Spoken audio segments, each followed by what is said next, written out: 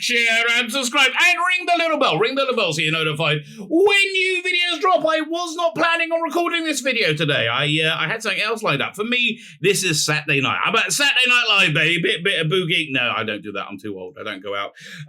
Saturday night is I've been offline for 25 hours because of the Jewish Sabbath. That's one of the things I do. And by the way, people go, how'd you do that? That sounds great. Like, it's fan-frickin-tastic. I really like it. Although it was a wet, rainy Shabbat this week, and so I was stuck in all day. I'm normally stuck in. What I'm saying? It doesn't need to be wet and raining for me not want to go outside, but maybe I was stuck in all day. And so I did something I don't normally do, which is I read Doctor Who magazines. Now, why was I reading Doctor Who magazine?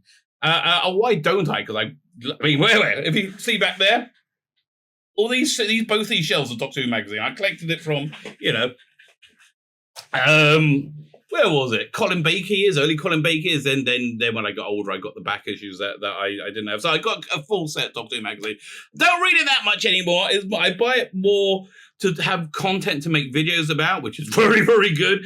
But normally it's just kind of bland and boring. Like, there's not really much stuff that interests me in it. There was this month, actually had a semi-good issue. There was a bunch of stuff that interests me, mostly because they're focusing very much on Peter Davison's time and the production team around it, which is John Nathan Turner and Eric Saward, which I just find fascinating, right? So I was reading an article of that, and it reminded me of Richard Marsden's book, The Life and Scandalous Times of John Nathan Turner.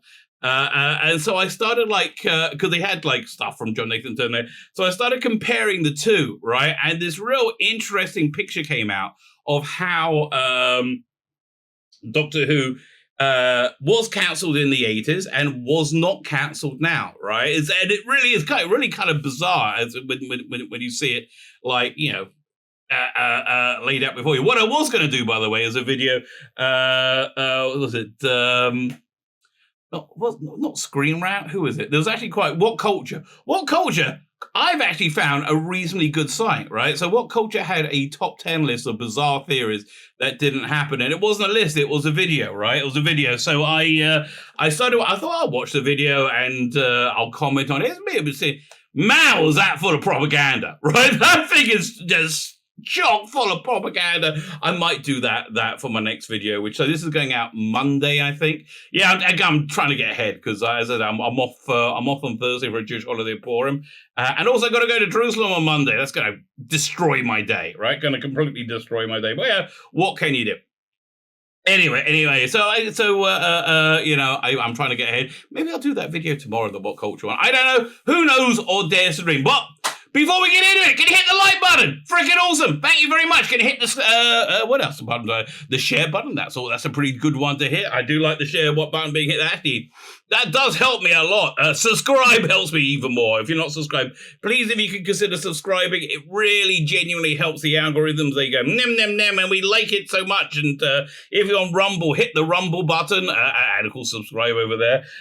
What else is there? Comment. Let me know what you think. This is an interesting one. So comment. I say that about everybody. Everything I do, if I don't find it interesting, I don't make a video about it, right? But this is an interesting one. I would like to know what you guys think. So like, share, subscribe, comment. Check out my Substack in the link below. My email newsletter. I'm getting back into doing it again. I had a bit of a wobble for a week, but I'm getting back into it now. If you sign up to the paid one, you're going to get a NFT of the month, maybe two NFTs of the month. The NFTs are these digital files. What they're going to be? They're going to be the For the Male Gaze cards. Some reasonably smutty cards that went out with my Indiegogo campaign, but they're all going to be individualized. So they work as a cryptocurrency and they're supposed to accrue in value. But anyway, that's what's going to happen. I'm ahead enough now. I might actually have time tomorrow.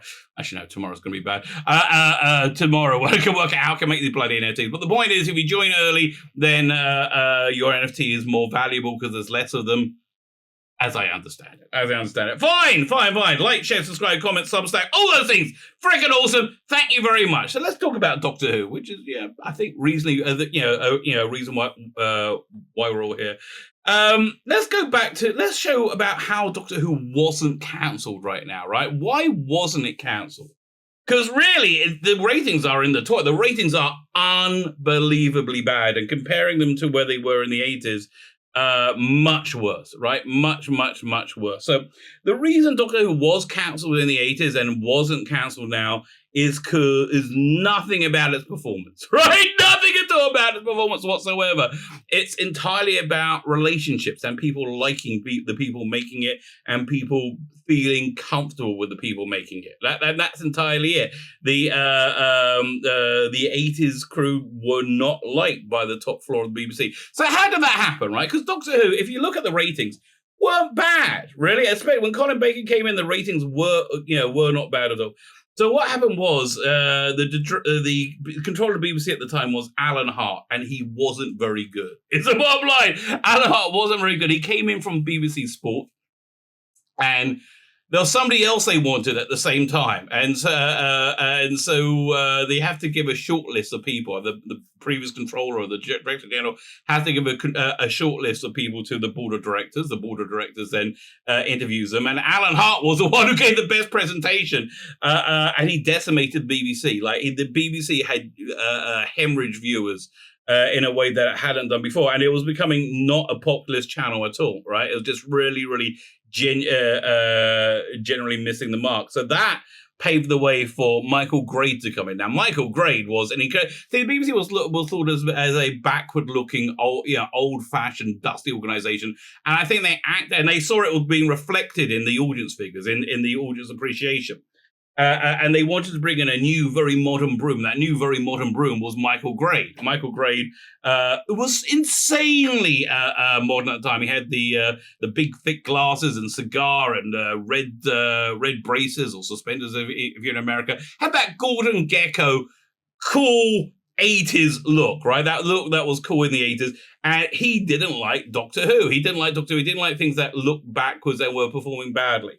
But that really is neither here nor there. He didn't like most of the BBC output, right? But he came in with a remit to shake things up and modernize the BBC, right? So at the very same time, John Nathan Turner and Eric Saward became too comfortable. I think that's what it is. And it was the degeneration of their relationship, which we're going to look at in real detail in a minute, that ultimately I think was one of the most fundamental factors in it going off the air in '89. But so why is it not going off the air now, right? I mean, honestly, how did it survive? And there's three letters that explains it.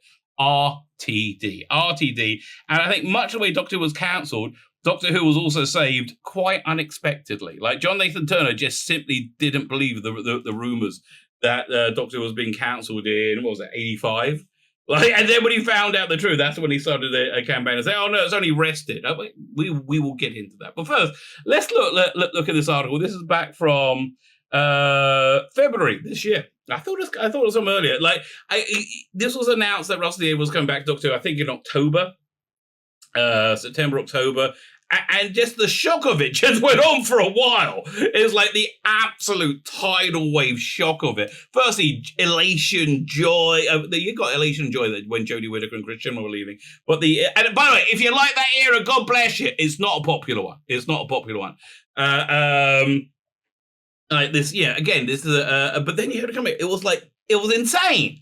It was insane and impossible. And Russell T Davies says none of this was planned. And that much I believe. Here's the thing with Russell T Davies. I think he's reasonably believable in most things, right? I think he generally speaking tells the truth. I think he's actually a reasonably moral person. And the reason I think that is because I've never heard him talk badly about somebody publicly, which I think is incredible, right? Every other producer of Doctor Who, as we're going to see, has not been so complimentary about everyone. I've never heard him say a bad word about anyone, which I just think puts him on a really high level as a moral person. It's like, by the way, you want to know how hard it is? Take an hour out of the day, right? Take an hour out of the day and say, I am not going to say anything negative, right? Anything negative about anyone or anything within that hour. And, assuming it's not 3 a.m. when you're asleep. Assuming you're asleep. I know, that's the thing that always blows my mind about Twitter.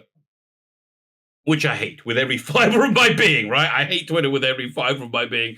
It's like, I wake up in the morning, I see what's going on. People who I know what time zone you're on are up all the time on twittering. Try 1 hour of not speaking badly, right? And you will see how hard it is, especially if you try and do it as a daily thing, and you'll see how much it will benefit your life as well. It's really a good thing, right? It's really genuinely speaking a good thing. The What's the Future Showrun opens up as rediscovered Doctor Who script, The Mind of Hodiak. Okay, well, that's not really what we're here to see, but this is Mind of Hodiak coming out very soon. I'm very excited about it. Now, the reason we didn't see Mind of Hodiak at the time was this would have been, I think, Colin Baker's third season, right? I think it was Ranger's first season with it in mind that it will be a third season of these type of 45-minute episodes. And it would have actually been like, I think, I haven't heard it, but my guess is it was the contemporary Doctor Who that it really, really needed to be, right? So during one of the watch-alongs last year, what was it? Journey's End, which I think was the best one, right? That was before John Barrowman was cancelled, right? We were watching the end of Journey's End, right? And you forget how great it was. And you have everybody around the TARDIS console flying the Earth back to Earth, right? And yeah, Captain Jack, Sarah Jane, Jackie, Tyler, everyone's there and the music is wonderful and it's just freaking glorious, right? And at that moment, Russell Barron is just reflecting everything that I feel at the time. Like he tweets, he's filmed himself in absolute tears, saying, "This is wonderful," and he was so right. Right, he was so freaking right. So when this script he found was given to Big Finish, right?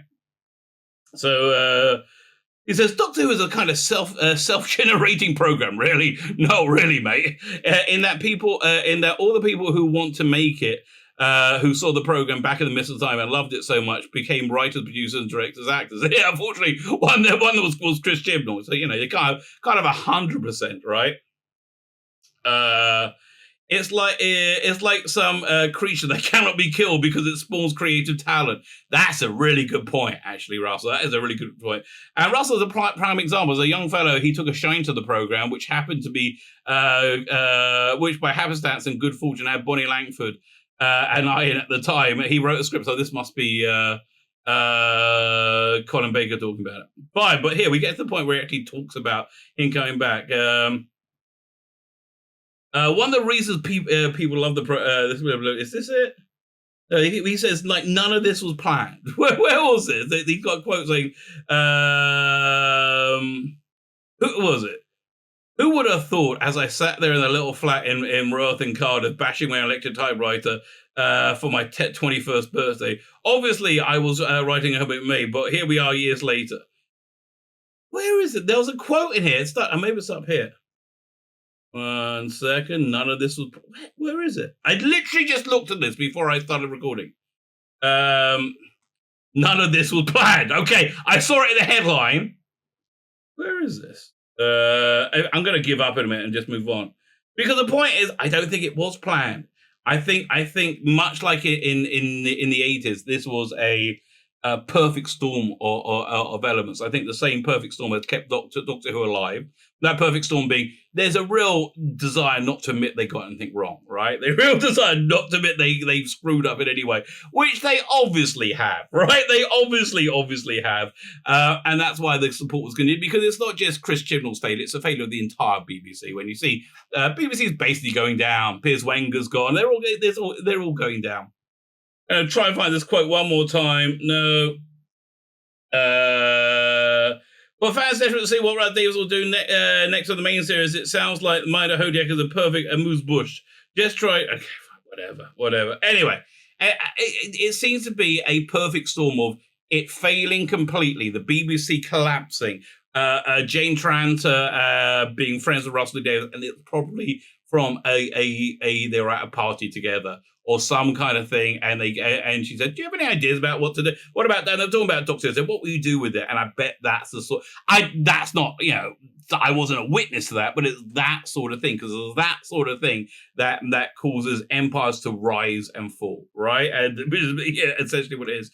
So as I said, I was reading this article in Doctor Who magazine. I was corroborating with this book over here. Really a strong recommend. So I got the first first version of this. You can't get, called The Life and Scandalous Times of JNT. And I think it's had a few printings. This one's by 10 Acre Films, I think. I don't know. But it's written by Richard Marsden, who was there for at the time, and young. But there is, I mean, there's a real, oh my God, there's a scene in it where he's gets an indecent proposal from John Nathan Turner and his I guess husband. How would you describe him? His life partner, his husband, Gary Downey. So he was in the BBC bar at 17 years old. It's noisy, and I think it was Gary leans in and says, "Have you ever had two up you before?" And he's like, "What?" I said, and then they repeated it, and he was like, no, and I don't think I would like that either. Me too, mate. Me too. There was a lot of that going on with Doctor Who. Anyway, but so in that crazy world, we had Eric Saward there. Now, Eric Saward felt very, very comfortable, and you can see him feeling increasingly more comfortable in this article from Doctor Who magazine. With his replies to people, which are somewhat caustic, right? Fair. Let's have a look at some of these.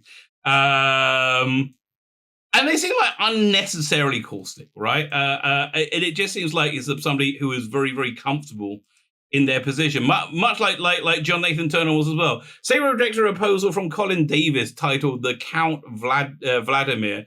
As with your previous story, your opening premise makes for a very interesting reading, Saward says.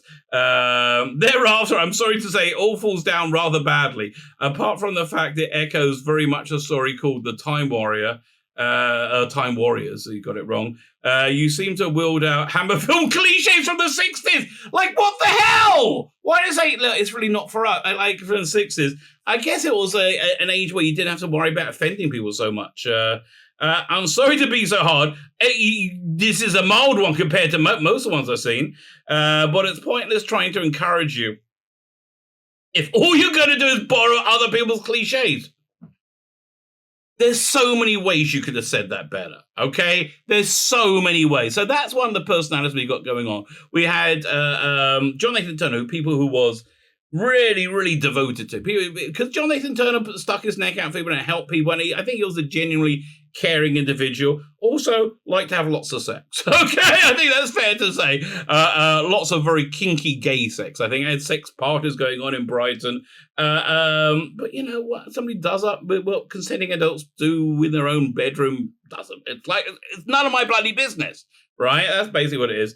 Saward writes to actress English Bit, who appeared in the recent Warriors of Deep with her husband, Tony Rudin, rejecting their Doctor Who and the Macro Men script, which I think John went after her to write, right? John Nathan went out. Both John and I feel that you missed the point of the show, and what you produce is a very much a comic script that sadly does not work for us. Okay, I mean, like, what? Why be a dick about it, right? I understand. In 84, he writes to Wendy Graham, and this is like not meant to make him look like a dick, but you know, it doesn't really help him. Saward writes to Wendy Graham, who had previously submitted an idea for Doctor Who to revisit former companion Victoria. Second one who did that. There was a lot of people who wanted to revisit Victoria. Saward tells her, "Sorry to say, your story is still pending, but we will be in touch soon." Graham had apparently come up with the idea of a collaboration with Victoria actress Deborah Watling while interviewing her at the Grand Theatre Blackpool when she was appearing in Terence Rattigan's French Without Tears. Subsequently, and coincidentally, Gary Hopkins proposed a team up with Victoria and the Sixth Doctor, which eventually got made by Big Finish. I think it's called Power Play. I don't remember it making that much of an impression on me. Okay, so it wasn't that bad there. Okay, at the end, people asking for work. He wasn't that gracious there either. Saward receives a letter from the agent of Richard Maher and Roger Miller, enclosing a episode of a sitcom they're working on for Humphrey Barclay. While the Mayor will go on to write episodes of Taggart and Pie in the Sky, Mitchell became a director of the Buddha of Suburbia, Notting Hill, The Mother, and Venus. Jodie Whittaker in it. If only he knew the evil he was about to wrought. Yes, if only he could prophesy. Look, even Peter Davies was looking a bit dodgy about that. Really? You sure about that casting of Venus? Anyway, so the point is, he said, "I'm sorry to say the sitcom script style and structure makes it very difficult for me decide whether they could write a dramatic script. But I don't want to sound pompous. Well, you do quite a lot, right? You do quite a lot. But in close bits lacks characterization and strong narrative. Okay, well, yeah, that's complimentary. I think there will be little point to arranging to meet. I don't even want to meet them. All right, like, and yeah, we're not friends. Chris Boucher over here is asking for work. This is more Chris Boucher saying, "I have a job. My bank balance is looking bad." What's this? Jane McCloskey writes to Saward to see if there's any possibilities of writing for the series. It seemed they had previously spoken in 82. However, something got my way, my A-levels. I had to quit all creative pursuits for well over a year in academia. Saward asked her to pop in for a chat. Well, that's nice. At least he wasn't a dick there. But anyway, this goes on and on and on. And him being generally very unpleasant to people. So is he being unpleasant? I just think he's somewhat acerbic. That's the thing. I think Saward was somewhat acerbic. And Nathan Turner was somewhat of a rebel, right? Somebody who didn't really like authority, a bit of a populist, which is why I think he didn't have any friends in the management of the BBC. So when they eventually cancelled Doctor Who, which originally after Colin Baker's first season, be 85. The reason they cited was for all the gore, the body horror, and they're making a fair, certainly a fair criticism, but they use it more as a stick to beat John Nathan Turner with, who they can't really fire because he's like someone like a tenured producer, and that's really what's going on. It's more like personal animosity, right? And personal animosity just growing and growing and growing and growing and growing as the two of them, Nathan Turner and Saward, continue to fail, but they don't really have a chance to. No, they don't have a chance to, because they're just so hated at this point, because they want to get rid of them and they can't. Why can't they? It's because all the publicity that Doctor Who provides, right? There was a lunch where Michael Gray, Jonathan Powell, the people in charge of casting Doctor Who, and the press secretary were laughing when they heard that Doctor Who fans were taking a Dalek to Parliament to protest the cancellation of Doctor Who. They thought it was the funniest thing, and the press secretary was like, "No, this is a disaster. This is going to be on the front page of every newspaper. We're going to look like fools." And because of that, the cancellation got turned into a 18-month hiatus. But by that time, we saw Saward's and John Nathan Turner's relationship really fall apart. And again, in this book, where is it again? Let me find the picture. Yeah, in this book, it really you get to see the letters being sent by Saward, and you see him like losing his patience and how much he couldn't stand John Nathan Turner or what John Nathan Turner. And John Nathan Turner, for his part, like I'm the boss. What are you talking about? You do what you. I don't need this crap. I want scripts to be able to make my TV show. I want my TV show to look good and glitzy, right? And so they're bashing against each other at the same time. The people in charge of BBC, Jonathan Powell, Michael Gray, don't want to look stupid. The thing they don't want in the whole world is to look stupid under any circumstance. They don't want to look stupid. And they don't want Doctor Who around, right? They don't want Nathan Turner around. They don't want Doctor Who around. So they basically decide to destroy Nathan Turner, which is basically what happens. So one of the major things they use that for, because the big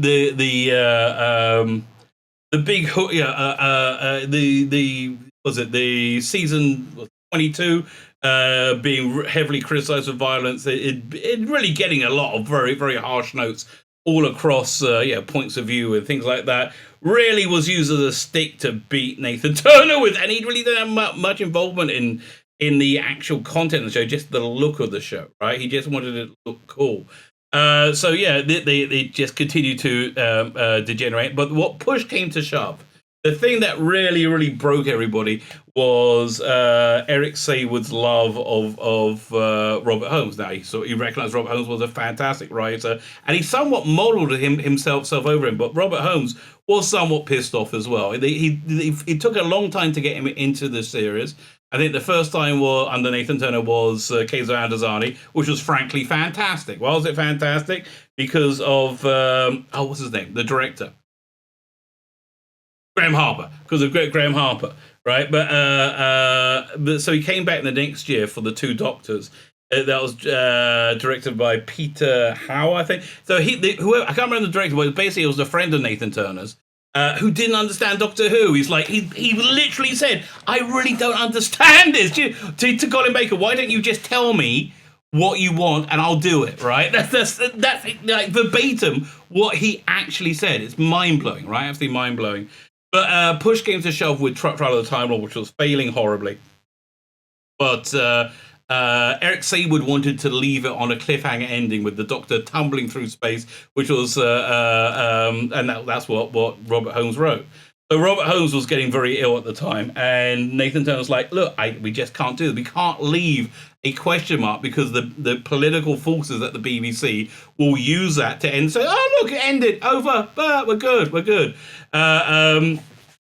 So he insisted on like a happier ending, they called it the walk away ending or the walk down ending, right? The panto walk down ending. And he said, look, it really just lacked it. Again, buy this book. It's all in this book. Freaking incredible. So this led to him resigning. And I think it led to actually a mental breakdown, right? From speaking of somebody who's experienced one recently, it seems very similar. It led to this interview in Starburst magazine. Bit of a rag. But this is a thing that like destroyed Nathan Turner, right? This interview absolutely destroyed him. And I don't really think he recovered. So they decided at this point, after this interview, to just let Doctor Who die, like schedule it, under budget it, schedule it badly, and let it die. And even though it was doing better under Seth McCoy, and it really was turning the ship around, that's what it was killed at this point, right? It was already dead. It was dead man walking all through the McCoy years, which is a shame, really, because the McCoy years, some of my favorite. Let's look at this famous interview, which is mind-blowing, right? So Eric Saward in 1986. This is just before Trial of Time Lord comes out. This is one of the most notorious interviews in the history of Doctor Who. Former script editor lets John Nathan Turner have it with both barrels in a scabrous. Should it be scandalous or scabrous encounter? First published in issue 97 on Starburst. Okay, this is on some. I just Googled it and I found it. Let's start with the most immediate thing. You've recently left Doctor Who. Yes, he has. Well, I was getting very fed up with the way Doctor Who was being run, largely by John Nathan Turner. His attitude and his lack of insight into what makes a television series like Doctor Who work. Listen, mate. Eric. I think the body horror thing was not a good idea. I think you got to take a bit of responsibility yourself. I understand you had a different creative direction. Probably you should have left. Probably Nathan Turner should have left. This had been going on for a couple of years after being cancelled and coming back almost in the same manner as we were before. The same sort of pantomime-ish aspects that I despised about the show. I just think it isn't worth it. Now, this is something that was echoed throughout fandom at the time. Like, fandom then was in the worst it's ever been, which is in a much better state than it is now. Right? It's in a much better state in the late 80s than it is in 86 than it is now. I know, I'm here and I was there. I can tell you about it. It was terrible and better than it is now. So what exactly was the effect of cancellation? We were rather stunned. Yeah, this is why I went to that book, right? We didn't know what was going on. I don't think anyone really got to the bottom of why it was cancelled. I honestly don't think I don't honestly think that. Okay, Michael Gray can correct me, but we were simply taken off because he thought we were awful. No, he thought the BBC were awful, and you were very indicative of what was awful about the BBC, right? So quite a bit was awful, right? And failing, right? Alan Hart had been booted out after, I think, a very short time in the job, and like 2 years, and replaced by Michael Gray for a reason. I think we thought it were, if we were really that bad, I can't believe they would have kept the same team. They couldn't find anybody else. and they wanted to get rid of the show. Gray did criticize us when he and when he talks about the production team, he's basically speaking about the producer and the script editor, who are the team that are always there. I don't know whether he was just referring to us. What was the first thing you knew about the cancellation? So yeah, this was big news at the time. John had been told on Monday that we're being cancelled, and he told me what? And he told me and Angie Smith, the production associate, the following day. He wanted us to know before it be made public, but as it transpired, the whole department knew anyway. Yeah, look, this is the way it happens. This is the way things always happen. Were there no reasons given other than the show needed resting, rethinking? We would, and it did. And I love season 22. I can't wait for it to come out. Right? I love season 20. I'm looking forward to that Blu-ray a lot. We're told we're going back to 25 inch was Michael Gray's decision, and it was more comedy, and that more comedy was wanted. I don't think they knew what they wanted, right? They wanted it not to be as shit as it was. They would say, "Oh, well, here comes Trial of the Time Lord." Okay. I must admit, I didn't understand Gray's note about comedy. Last seasons, we had 3 very comedic stories. Vengeance on Varos. Are you out your mind, mate? Vengeance on Varos, that you think that was a comedy, that a comic story, might be the problem. Might indeed be the problem. 2 Doctors, again, you had like the Sontarans blowing up and covered in gore, and Jamie trying to hump, no, not hump, rape Perry. There was a weird attempted rape at the end of that first scene, right? End of that first episode. Yeah, and Revelation of the Daleks. Really? None of these were Chucklefest, mate, okay? None of them were Chucklefest. It was a pity that 2 out of the 3 stories were poorly directed. I know he thinks 2 Doctors were. Oh, Revelation of the Daleks. But no, the episode must talk about Vengeance on Varos. Yeah, listen. Nathan Turner got comfortable.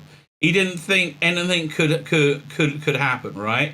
He got comfortable, and he just used people who he knew would deliver something but weren't that great. There's a certain thing, a sparkle missing from the direction. Most of the directors who haven't got the lightness or touch necessary. If they've got it, they don't hang around who very long because of the budget restrictions, working atmosphere, and quality of the scripts and so on. Quality of the scripts, mate. I think that should be down to you, right? I think that should be down to you. The show. So you agree entirely with Michael Grade that it's awful, right? You just say, I don't understand Michael Grade, but he was right in that it's awful. Okay. The show isn't that enticing to a rising director. What do you mean working atmosphere? Well, the constant thing of having to do everything for tuppence, well, that's fair. By the way, another reason Doctor Who wasn't initially scrapped was the finance department was like, what are you talking about? It costs us like a packet of fag and £2 to make, and we make a bloody fortune off it.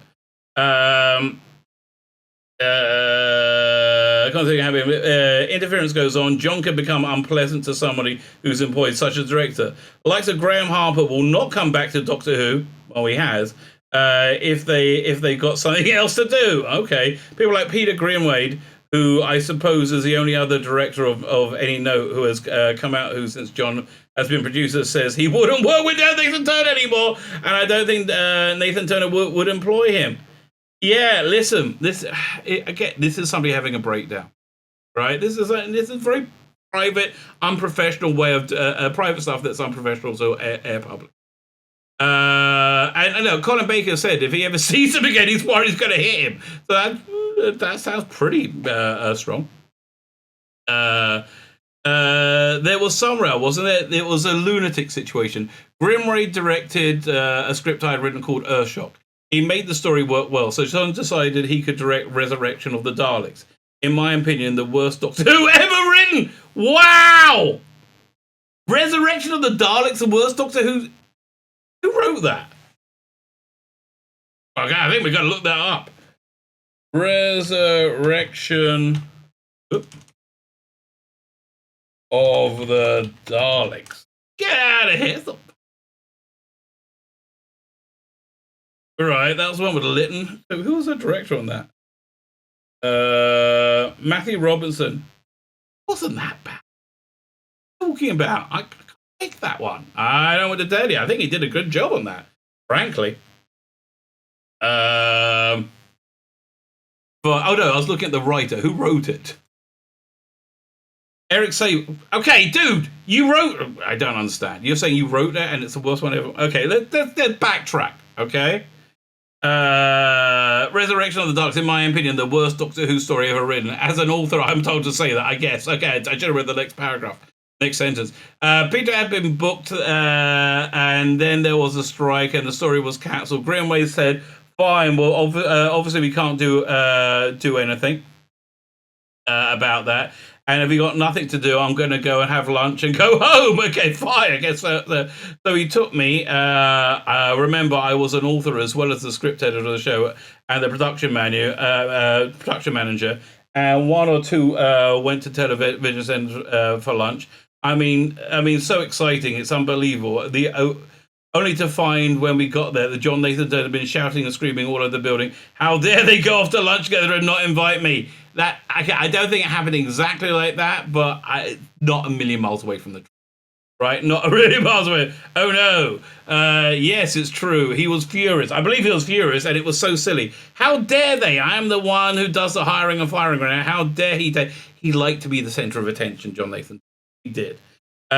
He took exception to my going because he said, how dare he take my script editor to lunch and not me, and that he took that absolutely as an out-and-out insult and was contributing factor why Peter never came back.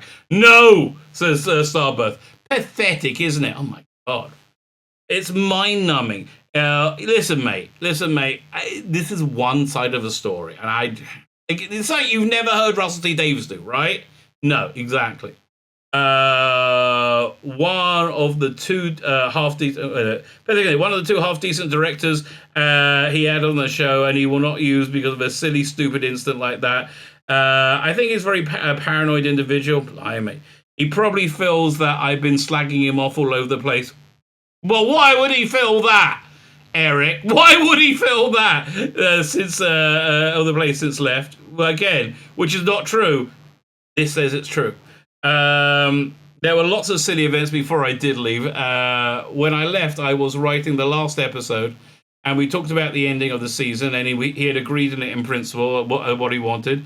A hard cliff-hanging thing.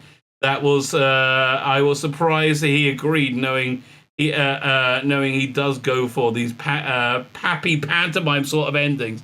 I went ahead. Well, that's kind of, people like a happy ending, mate. I want to tell you. I went ahead and discussed with Bob Holmes, and he had with John, and the episode went in, and John said, "Yes, it's all fine, but what about the end? I don't like the end. We can't go out on that." And he reneged on on what he agreed. He wanted a walk down happy pantomime ending. I couldn't believe it, but that's the man. He knows so much. He has the show cancelled and openly criticised by the controller of BBC One. Hell, mate. No wonder you're persona non grata around anybody who liked John Nathan Turner. A lot of fans criticised John for his American fixation. How much do you think that going off to conventions affected the schedule? Okay, again, you're getting into all the fan beasts of the time. When he goes to a convention, he has to get permission from the head of the department to do so. I gather that usually he goes through on the nod. At first, it didn't encroach upon his work. He started going more and more of them. Because he's a centre of party and I think gets laid a lot. Right? That's basically, I think, what was going down. A lot of them would be at the weekend convention in America.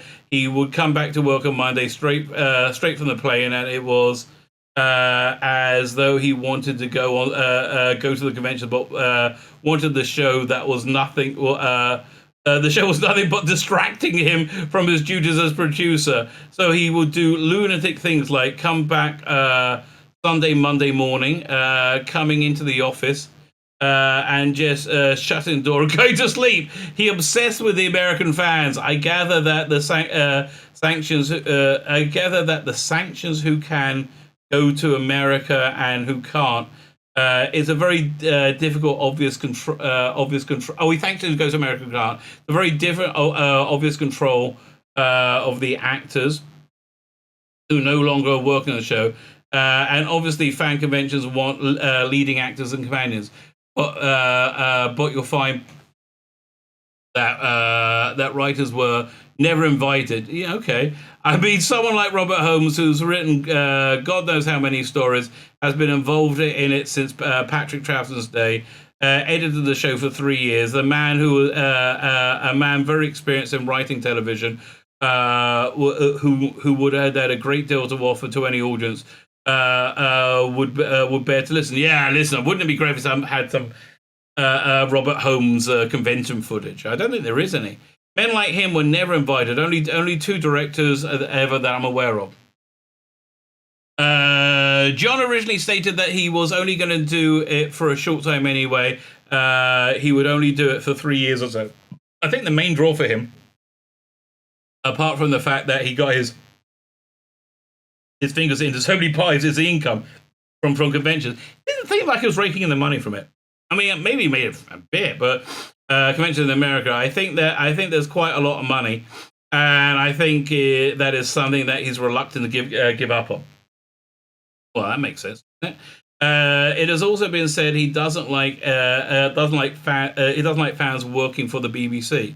Well, he's obsessed with keeping everything secret. Again, I can understand that. I'm not sure obsessed, but one thing that aggravates him is when somebody takes a 2.5 to 3 hour lunch break every day. Is that you're not going to be able to get to speak to him between that time. There's no way about it. He will come back if something comes up, but that's a ritual. He trots out at 12:30 and comes back at closing time. Man, did he like to drink? Okay, it was also in this book.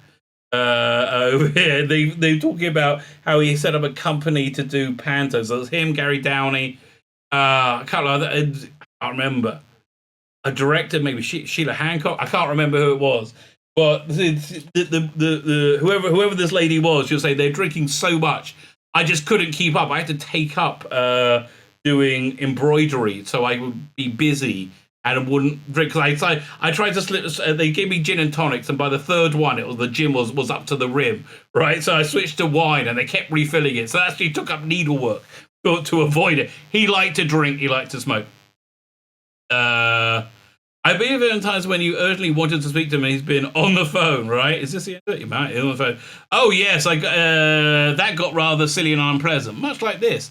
He went through a couple of years of spending a lot of time on the phone, I think to America, certainly to various convention organizations. See, this is just bile and anger. Right, most of them in America. We had a lunatic situation one day where I was standing outside the office and I needed to see him. And 2 of his directors needed to see him, and he'd been chatting on the phone, as far as the secretary was concerned, for at least an hour. It wasn't just once; it was often. Look, people, okay, and when people wait to see him, waiting to make the goddamn show that he was supposed to be the producer of. It was anything that we could come up with. I mean, he would rather read a manuscript from W.H. Allen, who did the greatest books. I used to love the W.H. Allen books. They are fan-freaking-tastic. They're factual books about Doctor Who. They used to bring out one a year. And spend hours piddling around with some crappy piece of merchandise from Enterprise. So that really was the best thing. And willingly become involved in talking about what we're doing. I can't understand it. Listen. The truth is, I think we can all understand the reason that shows are cancelled or not cancelled has nothing to do with their performance. I mean, really nothing to do with it. It's all about the personalities involved in making them and financing them. And that's why Doctor Who is coming back with T Davies. That's why it was never cancelled with Christian, despite the incredibly bad performances done. That's why we have things like Star Trek Discovery. It doesn't matter. They just need hours of entertainment. And we use the word entertainment loosely to add on to their stream stuff. It doesn't matter. That's really the bottom line. It simply doesn't matter. It's all about personality. I think we see this much more clearly. So listen, all I say is, I started off saying maybe you want to like not talk badly about somebody for an hour. Try doing that for your whole life, and maybe you'll have people surround you and support you, and you'll be surrounded by supporting people. I just even that basic karmic message of life, right? I just do. But yeah, look, that's why things go tits up. Because it involves people. And when it involves people, nothing can be predicted. Hi, my name is Tzvi Lebetkin, the Rabbi from another planet. Please like, share, and subscribe, and ring that little bell. Ring the little bell so you're notified when new videos drop.